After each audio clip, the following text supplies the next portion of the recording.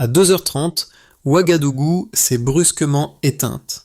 Quelques secondes plus tard, une explosion a déchiré l'air près de Kozam, brisant le calme, troublant les lignes, forçant la capitale à retenir son souffle et ses certitudes. Pourquoi ce choc synchronisé?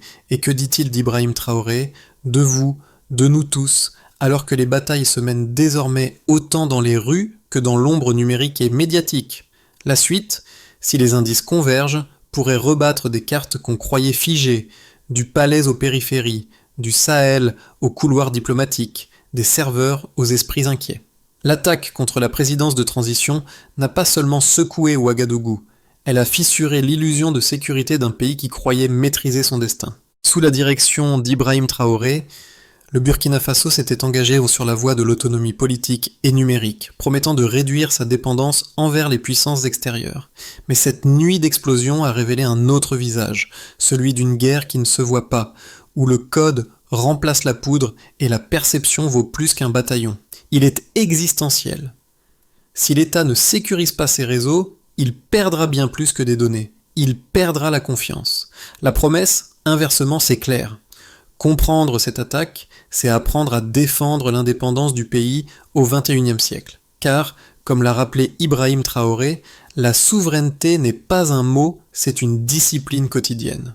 Reste une question brûlante. Combien d'autres nations africaines se savent déjà sous surveillance? Tout commence par une coïncidence apparente. À 2h30, les lumières de la capitale s'éteignent, puis une explosion secoue le quartier présidentiel. 2 minutes, 2 signaux. Mais pour les analystes, ces chiffres dessinent déjà une opération calibrée à la seconde près. Dans le chaos, Ibrahim Traoré échappe à une tentative d'assassinat qui n'a rien d'un geste improvisé. Les enquêteurs burkinabés découvrent vite que les systèmes de communication avaient été brouillés avant l'attaque. Les caméras ont vacillé, les réseaux ont basculé dans le noir. Ce n'est pas un hasard, c'est une tactique. Les fragments de code retrouvés dans les débris évoquent des signatures cryptographiques proches de celles utilisées dans des opérations militaires occidentales. Le fait intrigue, dérange, mais s'aligne avec une tendance plus large. Les guerres modernes se déplacent du terrain vers les écrans. Derrière l'assaut, une logique. Tester la résilience d'un État jeune, mesurer sa capacité à se défendre dans le cyberespace avant d'envisager d'autres fronts. Pour Ibrahim Traoré, l'enjeu devient double. Protéger sa personne, mais surtout préserver la souveraineté numérique d'un pays déjà visé par des influences étrangères. L'explosion n'est donc qu'un symptôme, la véritable bataille s'ouvre ailleurs dans le flux invisible des données. Ce soir-là, Ouagadougou a vu naître une guerre d'un genre nouveau où les balles et les paquets d'informations obéissent aux mêmes stratégies de pénétration.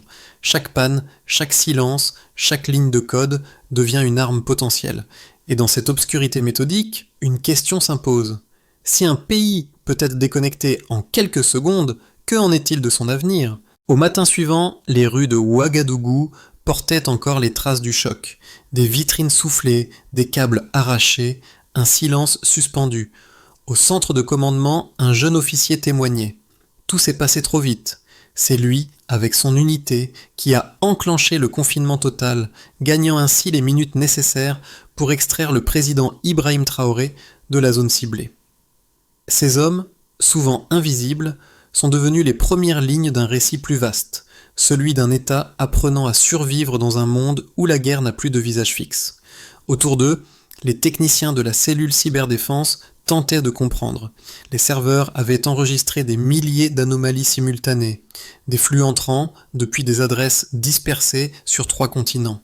Derrière chaque signal peut être un doigt étranger. Mais avant même que les rapports ne soient rédigés, un autre impact se faisait sentir: la population. Privée d'informations fiables, les citoyens se tournaient vers les réseaux sociaux où la rumeur précédait la vérité. Certains parlaient d'un coup d'État, d'autres d'une vengeance étrangère. Ce brouillard informationnel devenait lui-même une arme. Pour Ibrahim Traoré, l'urgence n'était plus seulement de restaurer l'ordre, il fallait reconquérir le récit national, prouver que le pays tenait encore debout. Dans les heures qui ont suivi, une phrase circulait déjà dans les couloirs du pouvoir. La bataille de la souveraineté commence dans la tête des gens. Et c'est bien là que tout allait se jouer. La chronologie de l'attaque, minutieusement reconstituée, révèle une orchestration d'une précision militaire. À 2h30, une coupure d'électricité totale plonge la capitale dans l'obscurité. Premier signal. En moins de 2 minutes, les communications s'interrompent. Radio muette, caméras de surveillance figées, réseau téléphonique paralysé. Puis, comme un battement de cœur brisé, une explosion secoue le quartier de Kossam, siège de la résidence présidentielle. À cet instant, Ibrahim Traoré est déjà en mouvement. Alerté par ses gardes, il est conduit vers un abri sécurisé, tandis qu'à l'extérieur, la confusion grandit. Des témoins parlent de véhicules sans plaques, de silhouettes en uniforme noir. Certains jurent avoir vu des drones sans marquage survoler la zone. Le scénario ne ressemble pas à une insurrection interne, mais à une opération éclair. Les assaillants, perçant les périmètres de sécurité, en utilisant des brouilleurs à haute fréquence, désorientant les capteurs et les drones burkinabés. En moins de 20 minutes, le dispositif présidentiel est pris pour cible sur plusieurs fronts. Les forces spéciales répliquent, tirant à vue sur tout véhicule suspect. Les balles traçantes illuminent la nuit. Les échos se répercutent jusqu'au centre-ville. Mais derrière les tirs, un autre champ de bataille s'ouvre, celui du réseau. Des signaux informatiques, enregistrés dans la même minute que les premières explosions, tracent vers des serveurs à l'étranger. Les experts en cybersécurité confirment, la séquence n'est pas locale. Il s'agit d'un assaut hybride, mêlant sabotage physique et intrusion numérique, une signature nouvelle dans la région du Sahel. Au lever du jour, les flammes s'éteignent, mais la panique persiste. Les habitants, privés d'électricité et de nouvelles fiables, s'entassent autour des postes de radio à piles. Les chaînes étrangères diffusent déjà des récits contradictoires. Coup d'État, mutinerie, opérations étrangères. Le pays se réveille dans le brouillard. Ibrahim Traoré, lui, ordonne la fermeture des axes stratégiques et convoque une réunion d'urgence avec le haut commandement. Nous ne céderons pas, ni sur le sol, ni dans les données.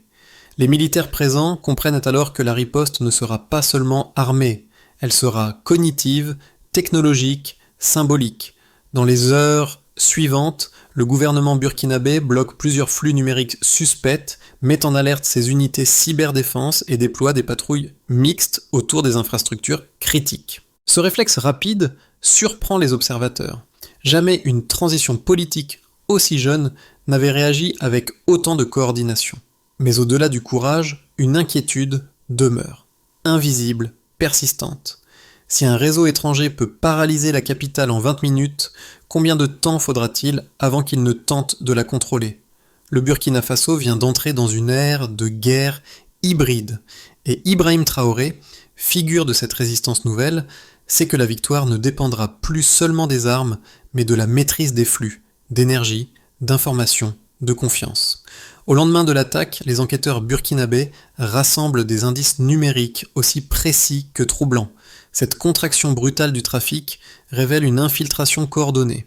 Les flux ont été détournés, redirigés vers des serveurs situés hors du continent. Chaque pourcentage perdu correspond à une brèche ouverte, chaque ligne de code à une trace d'ingérence étrangère. Ensuite, une deuxième mesure est observée, l'activité économique. Les analystes du ministère des Finances estiment que la coupure initiale a provoqué une perte de 12 millions de dollars dans les 12 premières heures, un effondrement instantané du microcrédit, des paiements numériques et des échanges interbancaires. Ibrahim Traoré y voit une preuve concrète de la guerre hybride, une attaque capable de frapper un pays sans tirer un seul coup de feu. Nous avons perdu des octets, pas des hommes, mais la blessure est la même, aurait-il confié à son entourage. Enfin, un troisième repère est identifié, les signatures techniques. Les experts découvrent des fragments de code identiques à ceux utilisés dans des programmes militaires européens. La coïncidence statistique dépasse 91% de similarité selon les analyses croisées. Cette corrélation transforme la suspicion en alarme diplomatique. Le Burkina Faso ne serait plus seulement victime d'un sabotage, mais d'une expérimentation stratégique visant à tester ses défenses. Pourtant, derrière ces chiffres se cache une réalité plus large. Le choc psychologique. Les Burkinabés découvrent qu'un pays peut être attaqué par des algorithmes aussi efficacement que par des bombes. La souveraineté, jadis défendue par des uniformes, se mesure désormais en taux de transfert et en intégrité de réseau. Face à cela, Ibrahim Traoré ordonne la création d'une cellule mixte. Militaires, ingénieurs et économistes unis sous un même mot d'ordre. Sécuriser la donnée nationale comme un territoire. Des tests de redondance sont menés, des pare-feux réécrits, des protocoles redéfinis. L'armée apprend à penser numérique. Les experts civils apprennent à penser défense. Le pays, blessé, se relève dans le code. Mais le doute demeure. Si chaque attaque laisse une empreinte, combien d'autres signatures invisibles sommeillent déjà dans les systèmes? L'équation devient existentielle. Comment une nation peut-elle affirmer son indépendance lorsque ses infrastructures vitales reposent sur des technologies venues d'ailleurs? Il n'a fallu 20 minutes pour plonger un État dans le silence. Ainsi s'achève la première phase de la riposte. Comprendre pour se défendre. Les données désormais ne sont plus un simple outil administratif. Elles deviennent le champ de bataille d'un pays décidé à exister. Il existe deux lectures principales qui s'opposent dans l'analyse de cette nuit du 2h30. La première, défendue par certains observateurs régionaux, voit dans l'attaque une rébellion interne. Un fragment des forces armées, frustré par la ligne politique d'Ibrahim Traoré, aurait tenté un coup de force. L'argument paraît logique, instabilité chronique du Sahel, tension dans la hiérarchie, influence de groupes armés. Mais cette version, bien qu'ancrée dans le réel, échoue à expliquer la complexité technique de l'opération. Car aucun groupe local ne dispose, selon les experts, d'un arsenal numérique capable de désactiver les communications présidentielles à distance. La deuxième lecture, plus dérangeante, évoque une orchestration étrangère. Elle s'appuie sur les indices matériels, codes cryptographiques d'origine occidentale, brouilleurs sophistiqués, stratégies de désinformation coordonnées sur plusieurs fuseaux horaires. Ce scénario décrit non pas une insurrection, mais une expérimentation géopolitique, un test grandeur nature de guerre hybride sur un État en transition. Certains analystes européens eux-mêmes le reconnaissent en privé. La signature est trop propre pour être improvisée. Pourtant, Ibrahim Traoré choisit une troisième voie, moins idéologique, plus lucide. Il admet l'existence de vulnérabilités internes tout en refusant de réduire la menace à une simple revanche étrangère. Pour lui, le véritable adversaire n'est ni un camp ni un drapeau, mais un système global qui cherche à priver l'Afrique de son autonomie décisionnelle. Ce qui s'est passé à Ouagadougou est un miroir de notre dépendance, aurait-il déclaré. Et le miroir, il faut le briser avant qu'il ne nous engloutisse. Cette position médiane, rigoureuse, confère à son discours une portée stratégique. Au lieu de désigner un coupable, il prépare le pays à toutes les menaces. C'est une méthode. Reconnaître les failles pour mieux les colmater. Écouter les contradicteurs pour anticiper leurs coups. Dans le tumulte des hypothèses, Ibrahim Traoré trace une ligne de rationalité. Celle d'un dirigeant qui comprend qu'on ne gagne pas une guerre d'information en criant plus fort, mais en pensant plus vite. Tout commence dans le silence. C'est ainsi qu'un conseiller proche d'Ibrahim Traoré a décrit la seconde phase de l'attaque, celle que personne n'a vu venir. Alors que la capitale retrouvait la lumière, les analystes découvrirent que les serveurs d'État avaient subi une infiltration parallèle, un code dormant prêt à se réactiver. Ce n'était donc pas seulement une offensive militaire, mais une manœuvre stratégique visant à maintenir le pays sous surveillance continue. Cette révélation a changé la donne. Le Burkina Faso n'était pas seulement victime d'un choc, il devenait un champ expérimental pour de nouvelles formes de domination. Dans les jours qui suivirent, Ibrahim Traoré prit la parole à la télévision nationale. Sa voix était calme mais ferme. Il parla d'une guerre sans drapeau, d'une bataille que l'Afrique devait apprendre à mener dans l'ombre numérique. Ce moment marqua un tournant. D'un président en sursis, il devint le symbole d'une résistance lucide, celle d'un continent décidant de ne plus subir. La guerre hybride, désormais, avait un visage et une réponse. Les heures qui suivirent la révélation transformèrent la crise en onde de choc national. Sous l'effet combiné des coupures, des rumeurs et de la peur, le Burkina Faso entra dans une phase d'incertitude totale. Mais pour Ibrahim Traoré, l'enjeu n'était plus seulement de survivre. Il fallait traduire cette épreuve en réformes tangibles, visibles, mesurables. Le premier impact fut politique. L'attentat mit à nu la fragilité des institutions de transition. En quelques jours, une série de décrets réorganisa le commandement sécuritaire et plaça la cyberdéfense sous supervision directe de la présidence. Les forces armées furent dotées d'un département technologique inédit dans l'histoire du pays. L'objectif ? réduire la dépendance aux logiciels étrangers et développer des systèmes internes de communication chiffrés. Les pertes immédiates furent estimées à plus de 15 millions de dollars. Les banques centrales suspendirent temporairement les transferts régionaux et les entreprises locales durent fonctionner hors ligne. Mais de cette paralysie naquit un réflexe d'adaptation. Plusieurs startups burkinabés commencèrent à concevoir des solutions de paiement indépendantes hébergées sur des serveurs nationaux. Le choc devint catalyseur. Sur la scène internationale, l'attaque provoqua un basculement d'alliances. Certaines puissances occidentales prônèrent la prudence, tandis que des pays voisins, comme le Mali et le Niger, exprimèrent ouvertement leur solidarité. Ce triangle du Sahel, longtemps perçu comme une zone instable, commença à s'affirmer comme un bloc souverain. Pour Ibrahim Traoré, cette solidarité régionale représentait une victoire silencieuse, le refus collectif de redevenir dépendant des modèles imposés de l'extérieur. Le plus fort des impacts fut psychologique. La population, d'abord terrifiée, s'est progressivement réapproprié le récit. Des mouvements de jeunes, des journalistes et des universitaires se sont regroupés autour d'une idée, défendre la souveraineté comme un bien commun. Les discussions sur les réseaux, autrefois dominés par la désinformation, devinrent un terrain de vigilance citoyenne. Dans les écoles, les enseignants commencèrent à parler de cyberpatriotisme, un mot nouveau pour une époque inédite. Ces quatre dynamiques convergèrent en une même ligne de force. La crise, loin d'affaiblir le pays, redéfinissait son identité. Ibrahim Traoré, désormais mentionné comme le président des réseaux et des frontières invisibles, incarnait cette mutation. Sous sa direction, le Burkina Faso n'était plus seulement une nation attaquée, mais une nation en apprentissage stratégique. Et pourtant, une question restait suspendue. Si la résistance numérique devient le nouveau visage de l'indépendance, qui contrôlera les lignes de code demain ? À mesure que le calme revenait, les experts proches d'Ibrahim Traoré dressèrent 3 trajectoires possibles pour les 12 mois à venir, chacune dictée par un équilibre fragile entre sécurité, diplomatie et résilience intérieure. Le Burkina Faso parvient à consolider ses institutions, les réformes annoncées deviennent effectives, la cellule de cyberdéfense nationale entre en fonction, les liaisons militaires régionales se renforcent, les coupures se raréfient, la communication redevient stable et la population retrouve une confiance progressive. Les tensions diplomatiques persistent, mais le pays réussit à regagner une part de souveraineté narrative. C'est un retour lent, mais solide, un équilibre fragile entre méfiance et autonomie. Dans ce scénario, la crise agit comme catalyseur. Le Burkina Faso devient pionnier d'un modèle africain de cybersécurité locale. Les partenariats régionaux, notamment avec le Mali et le Niger, donnent naissance à un réseau Sahel-Tech, première alliance numérique du continent.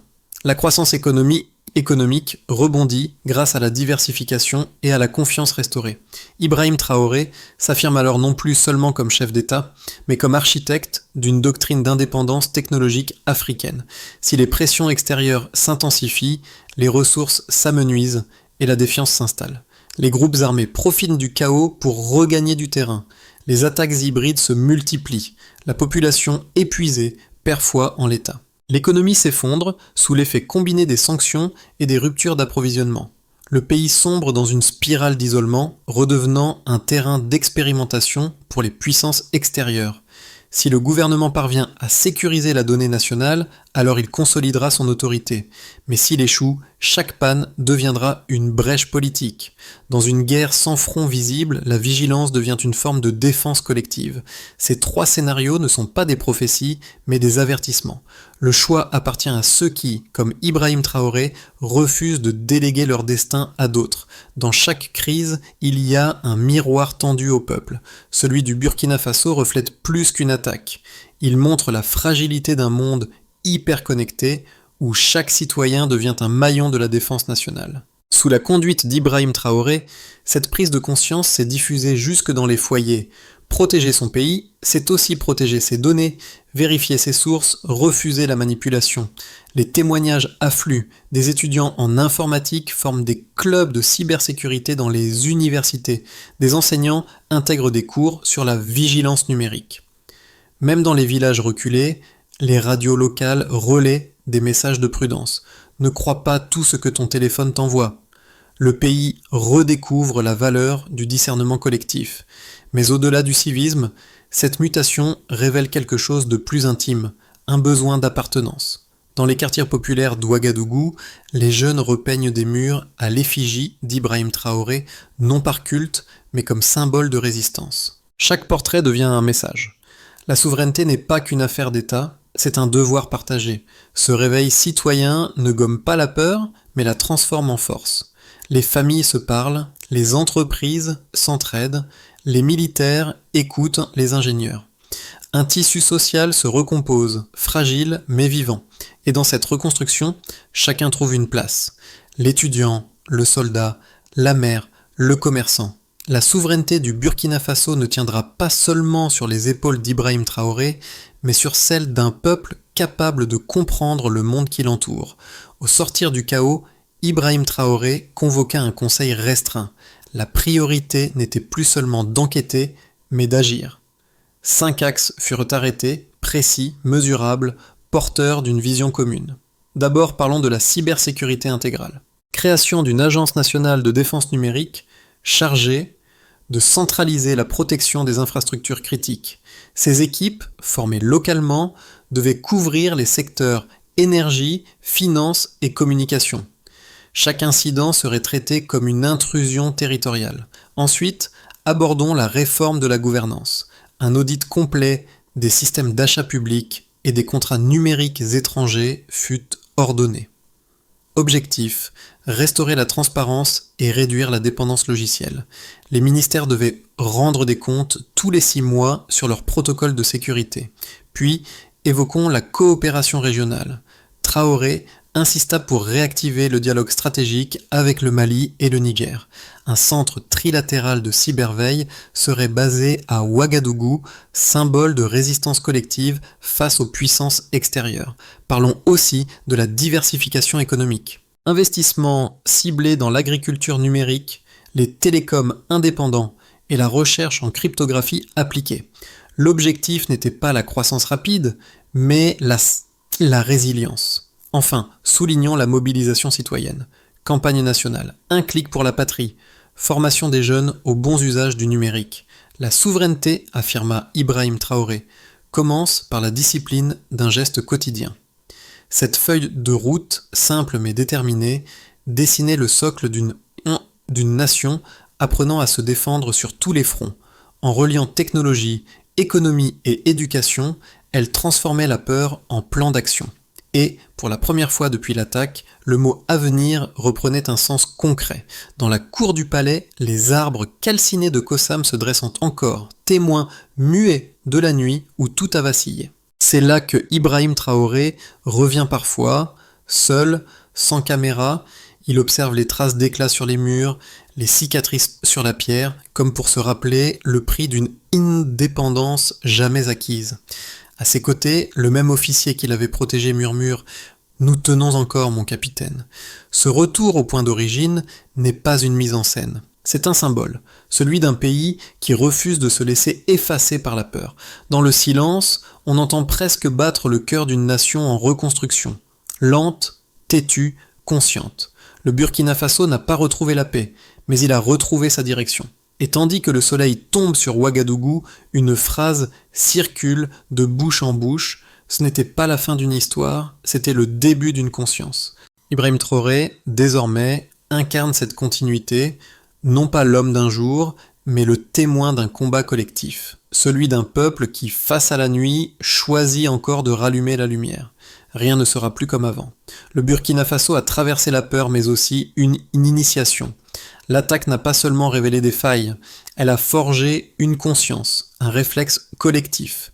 Sous la direction d'Ibrahim Traoré, le pays a découvert que la souveraineté ne se déclare pas, elle se prouve, ligne après ligne, acte après acte. Aujourd'hui, une question demeure, que ferons-nous, chacun, de cette leçon ? Car défendre une nation, ce n'est pas attendre les ordres d'en haut, mais protéger la vérité là où elle vacille. Les écrans, les mots, les gestes comptent autant que les armes. C'est à cette vigilance que nous sommes appelés. Le Burkina Faso n'est plus seulement un théâtre d'événements. Il est devenu un laboratoire de courage. Et si cette histoire nous touche, c'est qu'elle parle à tous les peuples qui cherchent encore à se tenir debout dans un monde instable.